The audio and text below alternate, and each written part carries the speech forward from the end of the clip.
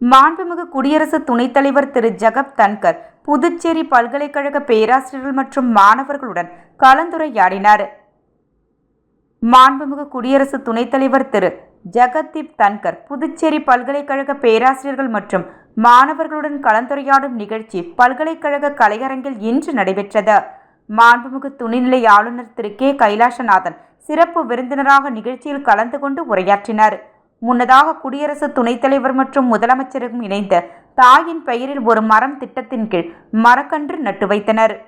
மாண்புமிகு முதலமைச்சர் திரு நா. ரங்கசாமி, மாண்புமிகு சட்டப்பேரவைத் தலைவர் திரு ஆர். செல்வம், மாண்புமிகு உள்துறை மற்றும் கல்வி அமைச்சர் திரு ஆர். நமச்சிவாயம், ஆதிதிராவிடர் நலம் மற்றும் பழங்குடியினர் நல அமைச்சர் திரு சாய்ஜே சரவணகுமார், நாடாளுமன்ற, மாநிலங்களவை மற்றும் மக்களவை உறுப்பினர்கள், சட்டமன்ற உறுப்பினர் திரு கல்யாண சுந்தரம், தலைமை செயலர் டாக்டர் சரத் சவுகான், பல்கலைக்கழக துணைவேந்தர் திரு பிரகாஷ் பாபு, இயக்குனர் திரு தரணிக்கரசு ஆகியோர் இந்நிகழ்ச்சியில் பங்கேற்றனர்.